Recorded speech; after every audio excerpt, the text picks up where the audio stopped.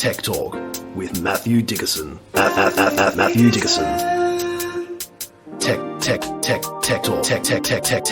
Talk. Sit back and relax. It's time to talk technology. G'day all you tech-seeking funsters. It's time to come in from the cold, grab yourself a nice hot cuppa and settle in for another episode of Tech Talk with Matthew Dickerson. And here he is, with thermos in hand, fingerless gloves and a tartan blankie across his knees. It's Matthew Dickerson.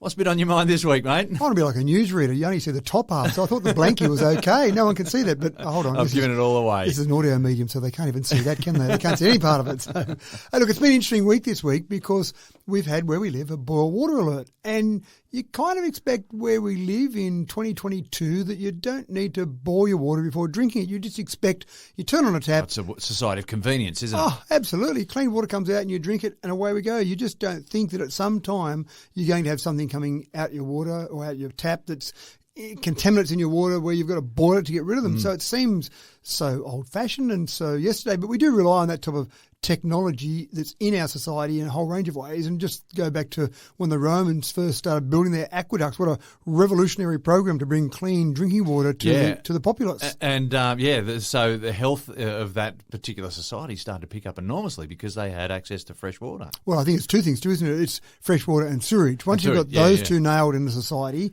then you increase the health of your society dramatically. So it does seem a bit old-fashioned. It seems a bit third world nation to be boiling our drinking water, but we've actually had a little bit of an issue in our household. We've got a zip tap that you just have on tap boiling water available to you. So if you want to make a cup of tea, there's the water, you flick the tap on, boiling water. Fast and easy. Yeah, fantastic. Who needs a kettle anymore? That's exactly right. So we've been using that to fill up some water bottles and just some good old-fashioned plastic water bottles and put them in the fridge. And my wife said, the water tastes disgusting out of that. And I went, well, I wonder if it's because of the on-tap hot water or boiling water, or if it's the actual vessel that we're putting it into. So we're conducting an experiment at the moment as we speak. The scientific process. I love it. Exactly right. So we've got a jug, boil water in a jug, traditional old-fashioned, boil it up, wait till it's boiled, wait till it starts whistling, and then pour that into a water bottle. We've got the on-tap boiling water, and then we bought some bottled water from a supermarket, and then we poured that water into a drinking bottle. All three same drinking bottles. That's fantastic. Right. Then we'll wait till they all cool down. This is great. You're going to do so well on your exam. Thank you, Mr. Eddie. And I thought rather than put them in the fridge, because I think the coldness of the water when you take it out and drink it from the fridge probably just dulls your senses just ever so slightly. So we're going to keep them at room temperature. Then I'm going to do only a single blind test. I'm sorry, not a double blind test. A single blind test with my wife to see if it tastes better out of the bottled water, for example, or out of the jug, or in fact, if the actual vessels, the actual water bottles themselves, if that's where the funny taste comes in. So, I was going to posit that I think that cold water is got a lot less kinetic energy, so there's a lot less chance that it's going to interact with the molecules that are in the actual bottle themselves. Right? So some of those plastic bottles aren't meant to carry hot water. Boiling water, we should look at that as well. So the next part after this experiment will then be to do it into glass, something that is obviously hopefully not going to leach any things from the actual container into the water. Try the three again so we can actually narrow down where the issue is. By the time we've done all this, the boil water alert should be lifted, I'd say. Well, I'm a lot less fussy about drinking water anyway. There's a lot of people that'll hand back a glass of water and say, that tastes wrong. And it's already in my belly by the time that happens. Right. Now, remember watching sport in the early 80s when the instant replay was a brand new thing? It was like a technological miracle, a revelation no less. It was like reliving a highlight and you didn't even have to wait till the 6 o'clock news. It was awesome. Then someone in the early 90s thought the idea might make for a good way to help the on-field cricket umpires make their decisions. And that opened the floodgates. So now almost all professional sports use some sort of video review tech for referees to fall back on. Fast forward to the World Cup football in 2022, where FIFA will now track all players' bodies using artificial intelligence and try to remove any doubt when it comes to offside calls. Matt, how's all this going to work? It sounds incredible, doesn't it? And I remember I was actually watching a game the other day in between the the morning and afternoon session of a test that's going on at the moment. They had a cricket match from 1988 and there was Sri Lanka versus Australia and there was a run out there, brilliant run out. and the guy would have been at least half a metre out, maybe more, and the on-field umpire stared, not out. And you could see the TV commentators talking about it going, well, it's so clearly out. And we could see it at home watching it, but the players, and they kind of knew it, I reckon. Even the guy running probably, he saw the stumps shattered while he's running half a metre out still, but he's not going to give himself up. Well, most players don't. So that was when I think they started thinking about it. Yeah. And so 92 was the first ever, or they started in 1992. 1992 was the first ever run out given by the third umpire, the TV umpire. Sachin Tendulkar was the first player ever given out. For all the legendary status of Sachin and all the brilliant career that he had, is one little thing that he's got there as a little footnote in history as being the first ever player given out by a third field umpire. And as you said, now tennis, where Wimbledon's just finishing up at the moment, so you've got Wimbledon and you've got, I actually love when they do it in the tennis and when a player calls for review, and they could just give an instant answer, of course, but there's a bit of drama when they show the slow motion image. It's not the real ball, of course. It's the cartoon style image. CGI, Yeah, of the ball coming down, getting close to the line. The whole crowd's ooh, and then hits the line or doesn't hit the line. So it's very public, isn't it? Oh, it is. Very bit of tension and drama. But then no one questions that. No one says, are you sure about that? Can I see the software behind that to see exactly how that happens? So anyway, it's fascinating. So with soccer, it's one thing that we haven't seen for really much. There was a bit in the last World Cup where they did show whether the ball went across the goal line. So that was one thing where, let's say, a goalie dives at the last minute and just saves the ball and pushes it back or kicks it out. Did it actually go across the threshold or not? And so they started using... It's almost like soccer felt like it was being left behind. It needed to get more involved with this. What can we do? How can we catch up to tennis and cricket and gridiron and all the rest of it?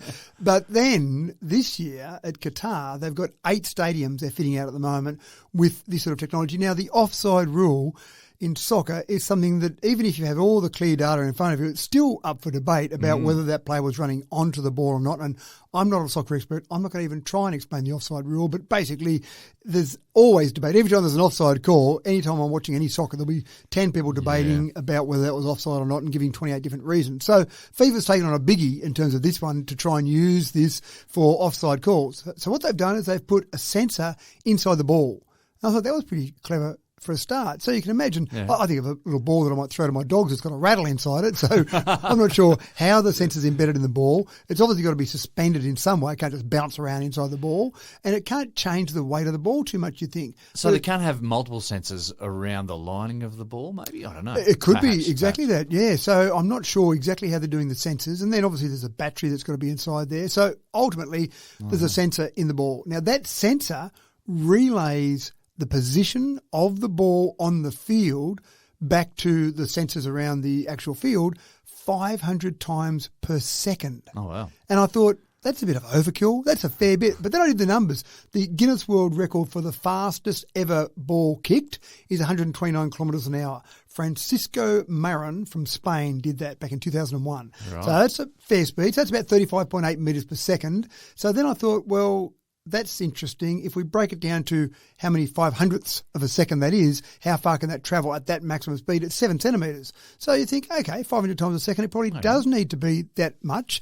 Now, that's the fastest ever ball, but I'm sure soccer players in general matches still kick it fairly fast. So every 7 centimetres at most, you know the position of that ball. Yeah, it's going to improve the resolution of your measurements there. Yeah, that's right. But then you've got to track it against the players. Just the position of the ball can help you with the goal line, for example, but doesn't help you with offside call. So then they've got 12 cameras around, as I said, 8 stadiums they're using. So they've fitted out all 8 stadiums in Qatar with 12 cameras. And those 12 cameras then have 29 tracking points on the body of each player. Oh, right. Yeah. So you've got to wear all these stickers all over your body. Well, maybe they're doing it with Little some dots. artificial intelligence rather than just stickers there, but the same concept, I think. Yeah. And then they combine all that data, so they know the position of the ball at a maximum of 7 centimetres apart. They know the position of the players that are on the field with all these tracking points, and they combine all that, put it through some AI, and then if there's an offside call that the AI thinks is correct or an offside call, it sends it down to the third umpire, if you like, who then reviews it very quickly and then sends the call to the on-field umpire. After all that, FIFA have said, but it's still the on-field umpire's call. Now, it'll be a brave umpire who would say, forget the 500 times a second, forget the 12 cameras, forget the 29 tracking points. I reckon he was right or wrong or whatever. I don't know. I reckon they're making a rod for their backs here because we've seen, like, it's happened quite a bit in rugby league where the VRA comes back and it's a dodgy decision. There's been a lot of complaints about it. Yeah. And I just reckon they're making a rod for their backs. They're trying very hard to get this perfect situation. Yep. I think we just... Look, I'm all in favour of going back to the 80s and just throwing up your hands and saying, well, referees call, whatever. When the referee... I was always taught to play the whistle and let the referee make the call. And if you don't like it, you're allowed to grumble, do it under your breath, but go back and take your position and get ready for the next play. Well, I still claim back in the 80s that I won our semi-final cricket match in third grade with a 6. Here comes the story, yeah. And of course, we were down to the last wicket. We had one wicket left. We had the scores tied. And so I'm facing and I've gone, okay. Everyone's on the edge of their seat. One run, that's all I needed. But of course, you see a bouncer come in, you've got to be the hero. So I've done this beautiful hook. And again, as I'm telling you the story, it was a 6, James. It was a 6. A fielder stood, we used to have logs on the boundary. Right. A fielder stood on the boundary and took the catch and then jumped back into the field of play. So I still argue that he took the catch while he was on the actual log, which means it's a 6. That's a 6. In the field of play, and he would have had to have touched the ground before he took the catch. He said he claimed the catch. So the umpire on the field, who's 50 or 60 metres away from the boundary, went, you're out.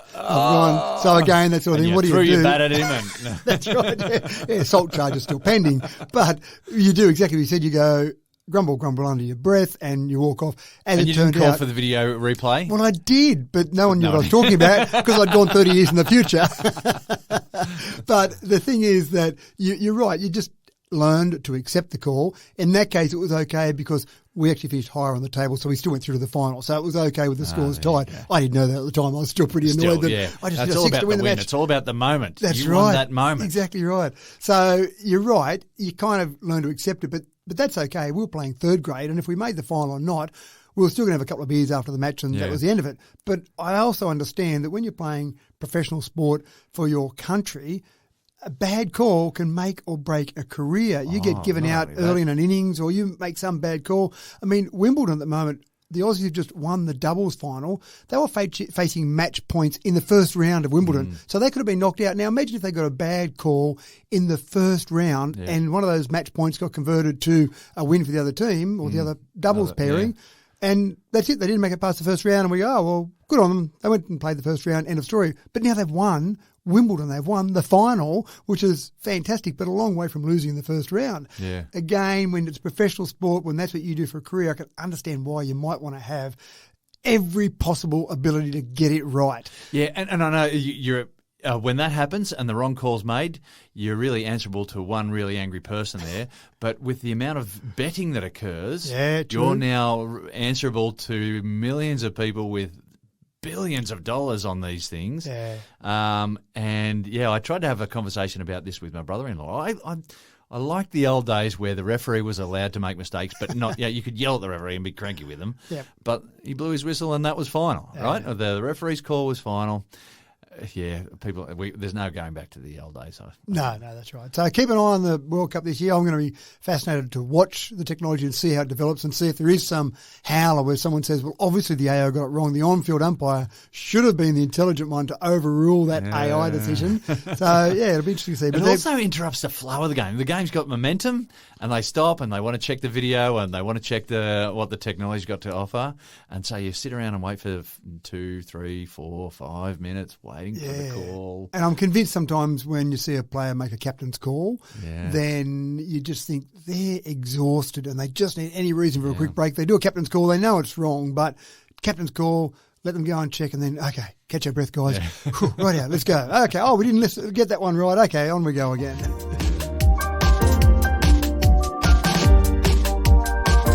Now, have you ever fallen foul to a pothole in the road? Back in the days when rear spoilers were important to me, my racy little Mitsubishi Lancer Coupe collected a crater the size of Mount Kilauea on Anzac Parade in Sydney after a major storm, and the jolt caused a flex that split the spoiler from rear left fender right all the way across to the right side. So I was devastated, and it forced me to redefine my priorities in automotive gimmickry. But Matt, the engineers at Tesla are aware of the plight of motorists like me and are adding pothole scanners as a feature.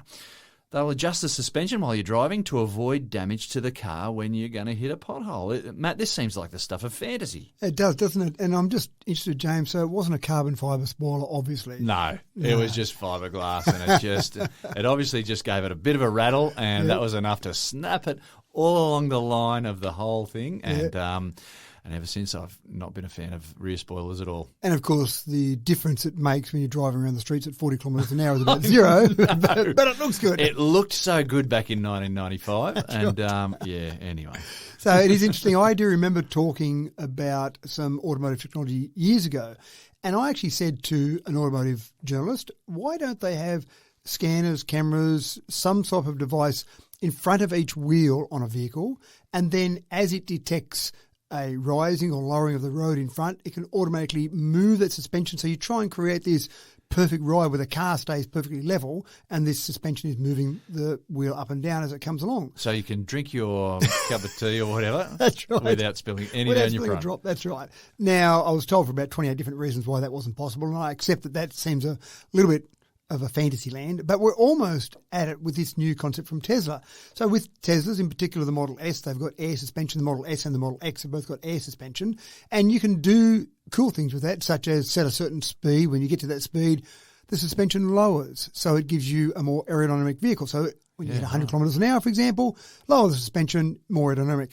Or if you go to an area that's got a steep driveway, you can make the suspension higher and geotag it. So every time it comes to that same spot, it says, oh, James has been here before. I better raise the suspension because he told me to raise it once before. I'll do it every time from now on. That's so cool. It is, isn't it? Combination of that geotagging along with air suspension. This latest idea, though, is absolutely brilliant.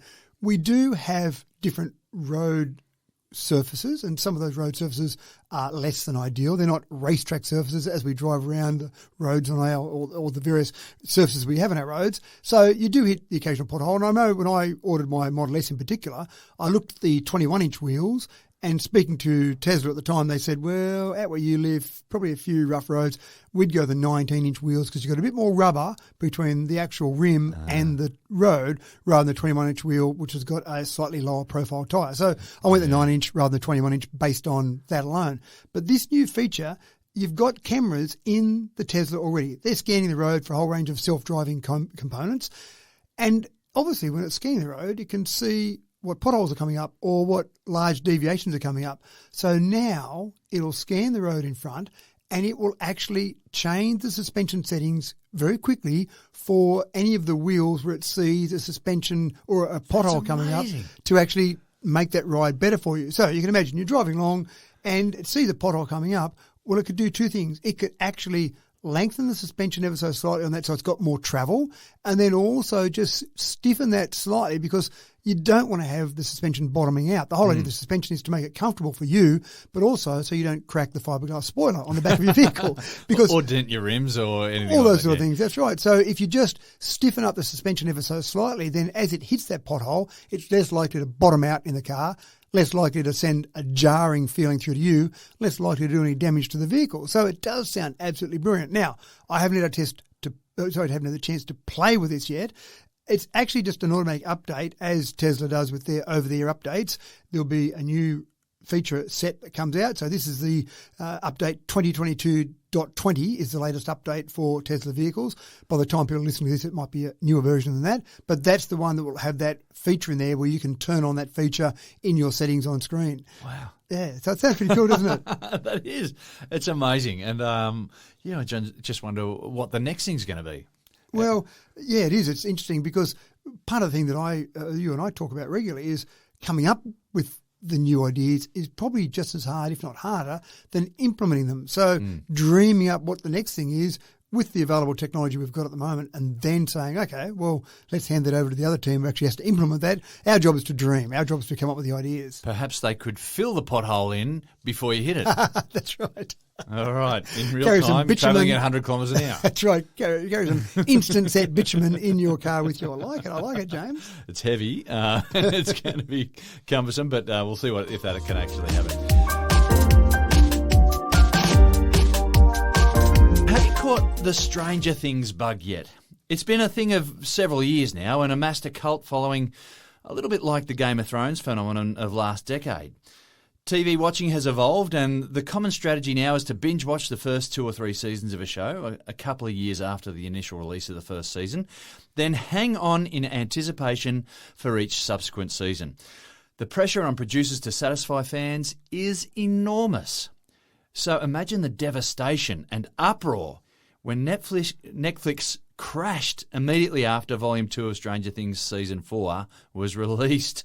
Matt, I'm picturing riding in the streets and huge barricades made out of flat-screen TVs and people just losing it over this Netflix crash. If you watch some of the social media commentary, they did lose it. It was if someone had chopped off their left arm or they'd taken away their firstborn child or something terrible. Hanging out for it, and if it's delayed at all... That's right. Now, instant gratification. That's what we need in 2022. Well, absolutely right. Now, we did talk last week about Netflix introducing their paid scheme. So your advertising scheme. So again, if you were on the advertising service, the advertisers might be very happy because there might have been huge demand for advertising in Stranger Things because of its popularity.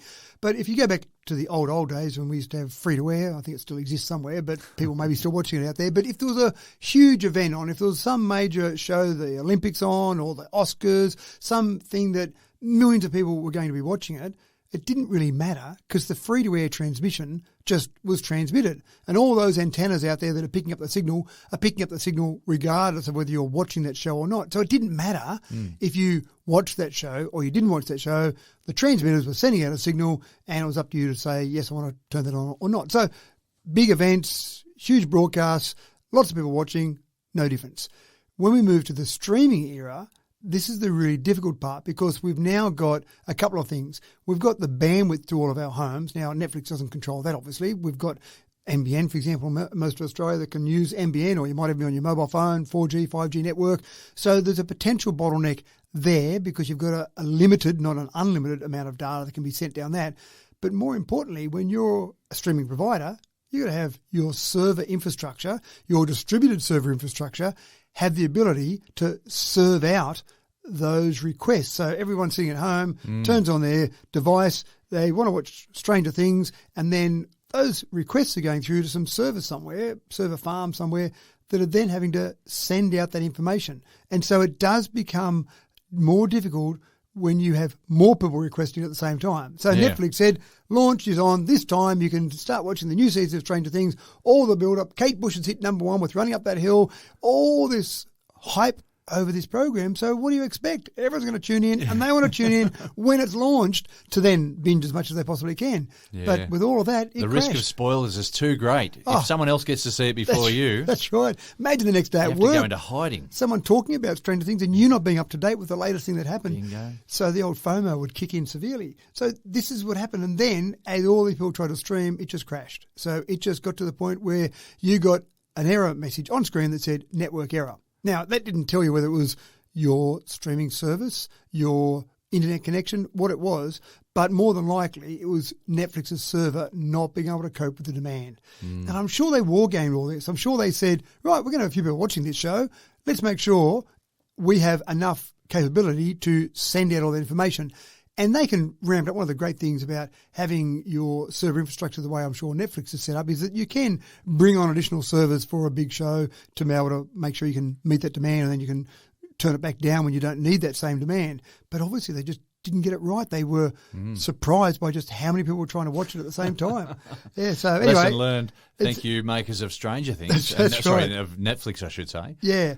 But I think the thing now is, obviously you can watch it now, that's fine, it's not that same influx. But I think in the future, they'll probably do a staged announcement, or in one particular country or one particular time zone, or they might even do something where they'll say in your local time zone it's going to launch at 5 p.m. and then that would be an effective way to have it across the world at different times to sort of spread that demand out without you realising that you're behind New Zealand, which is always a bad thing. Curse them and their further east geography. That's right. In case you thought we make too much of a big deal about the internet and messaging scams, how's this, folks? The ACCC has estimated $2 billion was lost by Aussies just last year alone to scams. Are you confident that it'll never happen to you? Matt, what are we going to do? The figure is enormous. It is getting out of hand, isn't it? Absolutely out of hand. $2 billion. That's a lot of money. And that just makes me feel like, how am I being scammed without even knowing it right now? Why am I missing out on this? Am I being scammed? No, my worry is, am I being scammed right now and I'm not doing anything? That's right. Yeah, if some I people clicked on something like yesterday, anyway. Yeah, but some people are exactly right. And we did do a scam story last week about the mum and dad scams. And so there are different approaches, different methodologies. Romance scams are obviously a big one. In fact, I only read a story this morning about a situation where a lonely woman happened to be a CFO of a large company. She was targeted deliberately because of her position in that company. She ended up sending some scammers several $100 million, all in the name of romance. And they're good. When you read the story, it's just fascinating how good they are at actually coming up with this. But if I go back to this story, so the bulk of the losses of the $2 billion were investment opportunities and mainly around cryptocurrencies. So I know we give cryptocurrencies a hard time, but deservedly so. Yeah. So I think the thing here is it's not so much, there are different angles they approach. And this one here is really the angle of greed. You can make some quick money without having to do anything. It sounds too good to be true. Well, that means it probably is. But people have obviously invested, in inverted commas, in these various scams, and they've paid lots of money because they've been promised, or they've seen evidence, in inverted commas, of great gains that people have made. And they're really good at creating fake websites. People go and look at their investment. Oh, look at that. I made 20% last month. Isn't that fantastic? Yeah. I'll put some more of my money in because this is such a great investment. I'll pull it out of those safe, boring ASX investment funds that are only giving me 5% return. and put it in these ones that give me 20% per month. Gee, I wonder how they're doing 20% per month. Doesn't matter. I'm going to put my money in there anyway. Let's not think about it for too long. This is too good to be true. That's right. So that $701 million was lost in those investment opportunities. $227 million are in the redirection scams. We've spoken about those before, where someone sends you a legitimate-looking invoice for goods that you legitimately purchased, but the bank account details have been changed. So that's a fair chunk there. There was another $142 million is the romance scams that I talked about. So these are just in Australia. That one, a couple $100 million, was someone in Thailand. So they're all pretty scary in terms of what they do and how they do it. And we've said it before, just keep an eye out on things. If you're a bit older, you're more likely to be scammed. So people aged 65 and over report the highest losses. Men lose money on scams, but women report more scams. So, and maybe that's a bit of male ego that not all men report their losses because they're a bit embarrassed about it. Someone tricked them. It almost threatens or questions their manhood because they were too silly. And again, sorry, I shouldn't say that. They're not too silly. The scammers are too clever that trick someone, and then for the male ego, that's a pretty big hit. So that's a bit embarrassing. So it is a bit of a worrying trend. When you see some of those things happening, you just have to sit back and go, how do they do it? And again, exactly as you said, surely it wouldn't happen to me, but wait up. Has it already? Are there things that we all have weakness? There is a chink in your armour somewhere, and some have more chinks than others. But you only need one little chink in your armour. It doesn't matter how strong your armour is. There's a weak point there, and that's what they're going for. They're fishing for that weak point. Whether you're stressed at work, whether you're a bit tired, whether you're lonely and looking for companionship or whatever, they'll find that chink and they will prise it open, and they'll take you to the cleaners. Yeah, and I remember in one of my businesses several years ago, there was a shortage of one particular chip that we needed. We used to build computers in that business, and so there was a particular shortage of a chip. And my staff member managing the purchasing processes there was always looking around for different chips, and we could finally get some. Sometimes they're a bit dearer.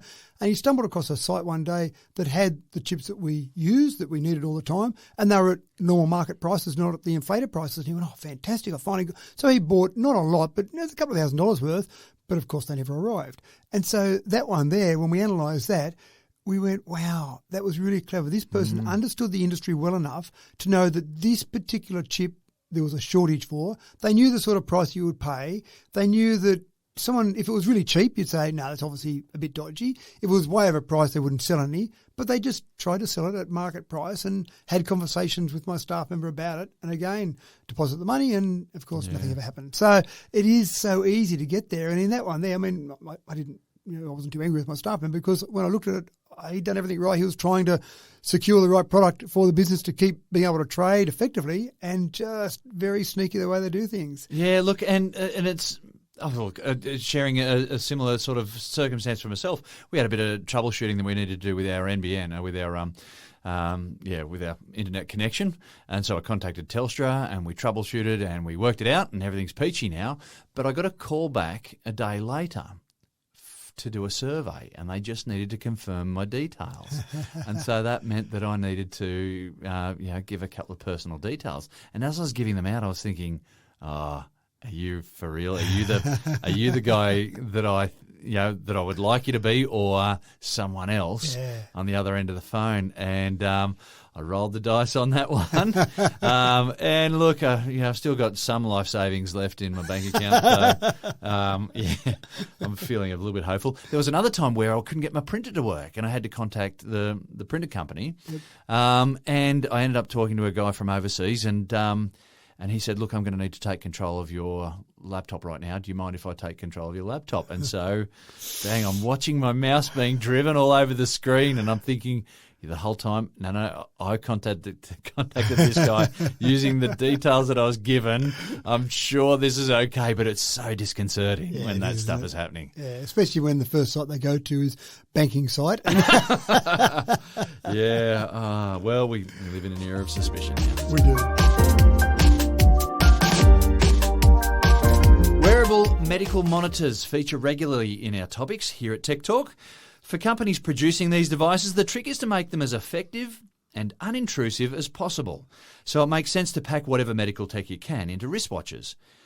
In an age of pandemics, the Apple Watch Series 8 will now have a fever detector included within.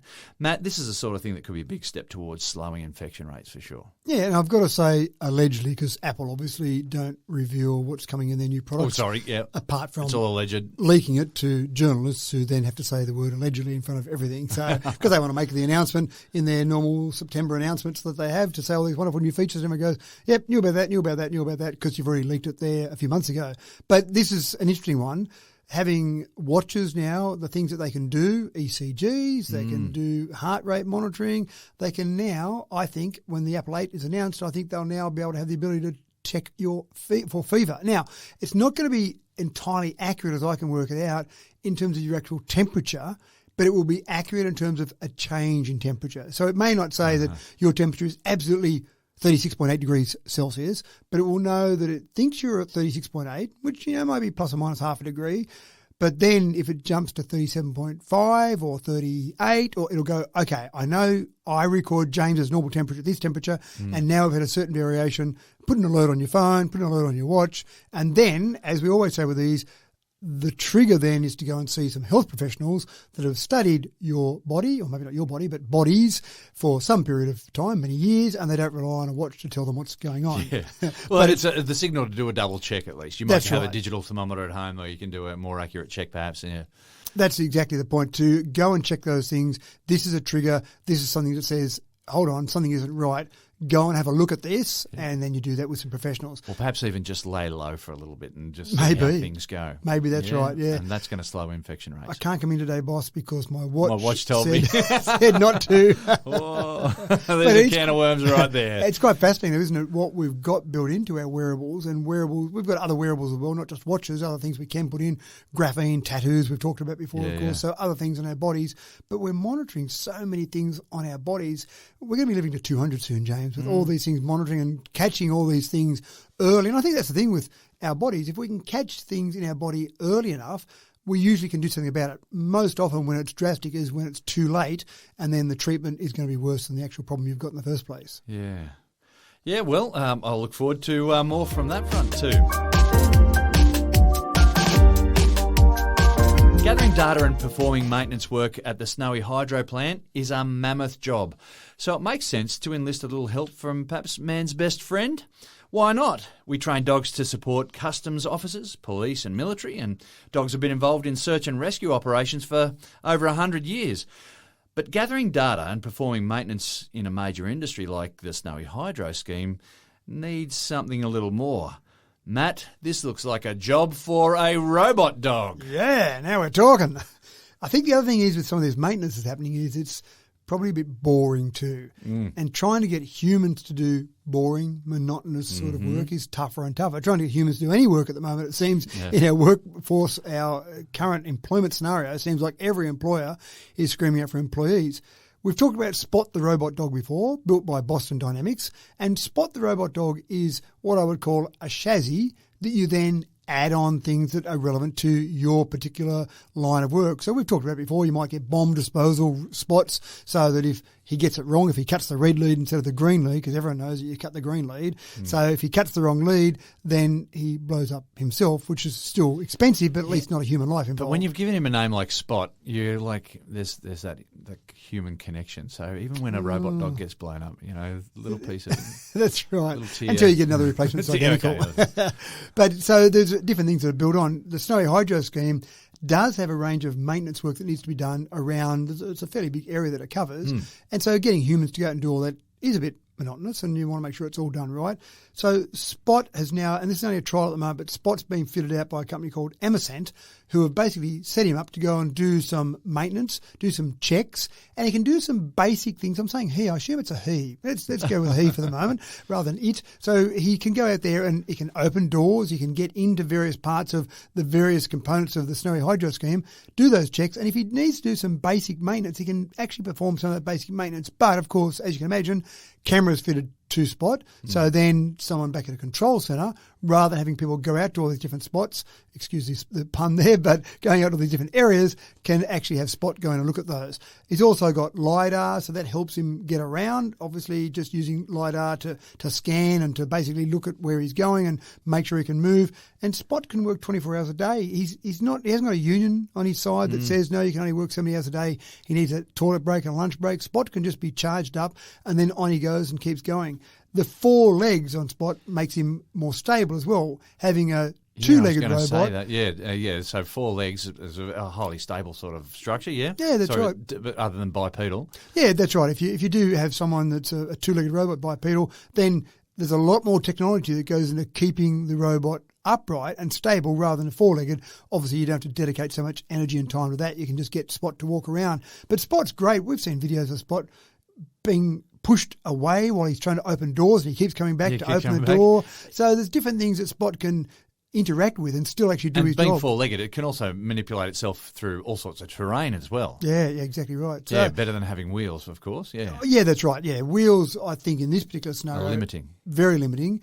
And I think the main reason you want wheels would be to get from A to B pretty quickly if you've got a good surface. Spot wouldn't be quite as fast as a robot with wheels, but it can get around all those different areas. Doesn't have to be in that sort of situation. Right. I mean, Spot's even been used in Chernobyl, going in and being able to inspect things in Chernobyl, because you don't really want to send too many humans inside there because there's a lot of radiation around. So they're the sort of things you can put Spot into dangerous situations, put Spot into monotonous situations. We'll see more Spots around as time goes forward. As more and more companies, it's creating this whole new industry. More and more companies are coming up with different things that they can add on to Spot to make it then a useful product they can sell. So they buy a Spot from Boston Dynamics, buy the add-ons from company A, B and C, and away you go.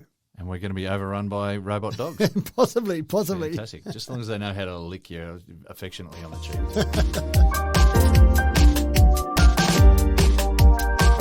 This next story is a bit like a storyline from a James Bond film. Cue the theme music in your head, folks. Drug smugglers in Morocco are now using unmanned underwater drones to ship their contraband goods in large quantities across to Spain, across that Strait of Gibraltar. Matt, here's a challenge for Spanish police that they didn't need. They didn't need and didn't know they were having. Obviously, there seem to be a lot of drugs that go across that little 15-kilometre strait, and they're picked up, and the police have got better methods of picking them up.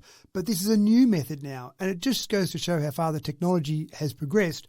They actually did find some semi-submersibles that were being used across there at one stage, so you could still see a turret or something sticking above the water as the rest of the submarine sat below the water trying to sneak past authorities, but authorities went, hold on, there's something over there in the water and it's not a shark fin, let's go and have a look at that. And so they found some of those semi-submersibles. But this here was really clever. It was an underwater drone. The drug smugglers would drop it in on one side.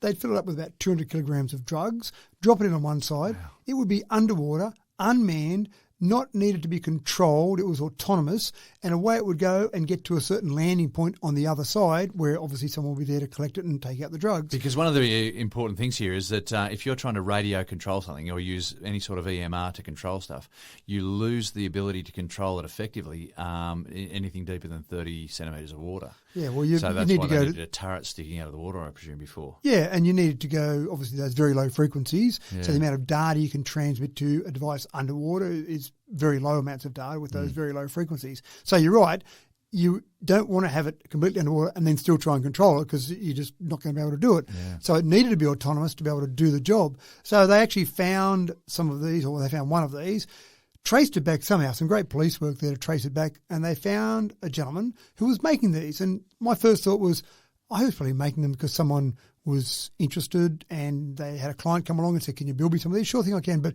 he actually knew what they were being used for, so I don't have quite as much sympathy. Yeah. I'm assuming he was doing it for profit rather than because someone was holding a gun at his head. But very clever design. Did a fantastic job until they obviously were caught. But they also found when they raided this particular gentleman's site where he was making them, several of these in construction or under construction as well. So I can imagine once it started working, which who knows how long it was going for, the drug smugglers said, right, we've got this working now. How many can we have? How much more can we move in terms of the drug quantity? Wow. Where else can we go? Today, the Strait of Gibraltar. Tomorrow, the English Channel, or any of those short water bodies they might want to get it from across from A to B. Obviously, there'd be some limit on the battery life in them, I assume, in terms of how far they'd go. They're not like they're a nuclear sub or anything like that. They've just got a battery in them running them. Yet, yeah, that's probably true too. So very clever technology, very disappointing what they're used for, but very clever technology. There's been some other ones they found as well, some other ones where they've been either in design or trying to do design or trying to get there, and they're carrying different amounts of drugs in terms of the quantity and the types of drugs being carried, but it's all happening out there in the drug field. But this is where technology can be used for good or evil. And still on the subject of drones, anyone with a little bit of experience in flying drones would be aware that there are laws about occupying airspace. Now, while there's a lot of fun to be had and work to be done as well, flying drones comes with strings attached. Like maybe don't fly them around airports. I think that's a given. Matt, the Australian Federal Police have taken exception to a spike in drone activity around the Cairns airport recently. Yeah, I'm not sure why. I actually had a little hypothesis there. Katy Perry's up at Cairns at the moment. Oh, so right. Whether or not some people will go out there try and do some Katy Perry spotting, so they put their drones around up. The airport, perhaps. Well, I don't know. Maybe they're just flying. It's actually quite interesting because you've got a 5.5 kilometre no-fly zone around every controlled airport. And 5.5 kilometres is a fair distance. You don't necessarily think that you're next to an airport if you're 5.5 kilometres away. So I know when I've been playing with one of my drones, I've looked at it and I've used one of the apps. There's many apps available there that can show you where you can't fly and over what areas, over beaches and all sorts of different areas. And when you look at the 5.5 k's from an airport, you go, oh wow, I was going to fly it there, but I'm 5.5 k's within an airport. And you think, well, surely that's okay, but again, if you're sensible, you follow the directions not to fly there. Yeah. Some of the drones will actually tell you, if you try and take off, it will say, sorry, where you are is within 5.5 k's of an airport. Sometimes you've got the ability to override that. Sometimes it just won't let you take off at all. So that's good, but also it's up to the human just to check those areas where they can fly. Yeah. There was a bit of a spike around Sydney Airport about April this year where there were a few drones being flown around Sydney Airport. And you just imagine an A380 coming in with 400 people on board and a little drone gets sucked up into one of the jet engines and suddenly that plane coming to land relying on 4 jet engines to control the power coming in, and you lose one, I don't think that sounds like a great way to land a plane.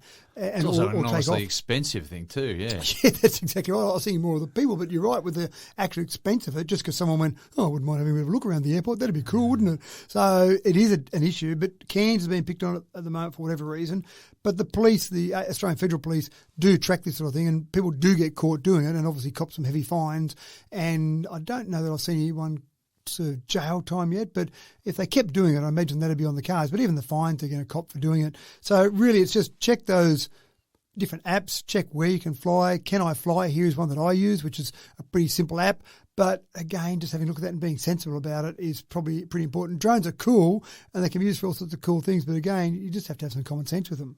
And right at the moment, just steer clear of Cairns Airport, I guess. And Katy Perry.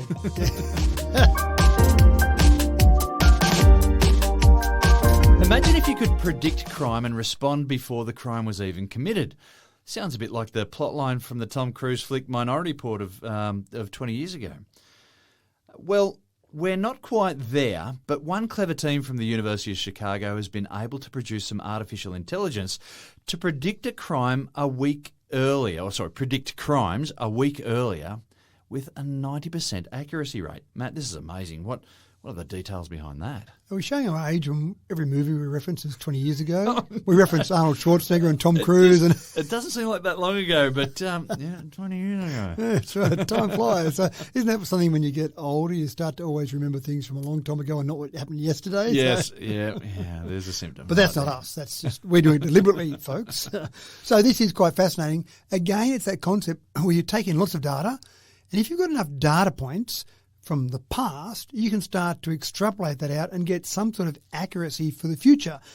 And unfortunately, this would only work when you've got somewhere that's got lots of crime, because you need enough data points. If you've only got the occasional crime, you're not going to get the data set built up that gives you the ability to say this is exactly what's happening. So they used Chicago, a particular area in Chicago that did have a relatively high crime rate. They fed all these past crimes over previous years, all the locations, the details of all that, into an algorithm they'd been building up to analyse all this. And then they said, we think within a 300-metre area, we can predict the crime that will occur, the type of crime that will occur, and possibly even drill down to the demographics of who would be actually committing those crimes. Right. So they did all that, and then they analysed that, and they came back and they said, we're getting it to within 1 week in that 300-metre area, 90% accuracy. Unbelievable. Wow. Now, a week is a fairly big time frame. 300 metres, a radius of 300 metres is a fairly big area, but you can start to break that down and you can start to put some resources in different areas. You can start to deploy some more personnel there. Yeah. Which then throws out your algorithm because then the stats start changing. Wrecks everything. One of the problems they did have is that they were tending to lean more towards a person that had a darker skin from that demographic. So in America, a Negro demographic.